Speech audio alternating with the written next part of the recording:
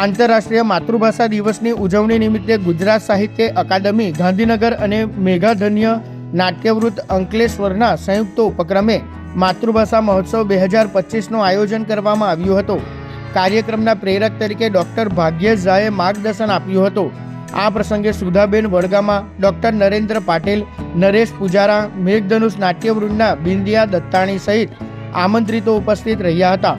વક્તાઓએ મળી માતૃભાષા મને ગુજરાતી વિષય પર વિચારો વ્યક્ત કરતા માતૃભાષાના સંરક્ષણ અને પ્રચાર પ્રસાર માટે સૌને પ્રતિબદ્ધ બનવાની અપીલ કરી હતી।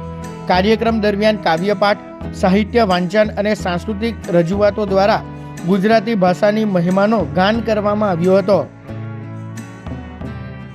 મેઘધનુષ નાટ્યવૃંદ અંકલેશ્વર દ્વારા પ્રસ્તુત આજે વાચિકમનો પ્રયોગ કરવા જઈ રહ્યા છીએ, જેમાં માતૃભાષા આજે વિશ્વ માતૃભાષા દિવસ છે, તો માતૃભાષા દિવસને ઉજવણીના ભાગરૂપે આપણે વાચિકમનો પ્રયોગ કરીશું, જેમાં અલગ અલગ વાર્તાઓ અને નાટક રજૂ, જેમાં મુખ્ય અતિથિ પણ છે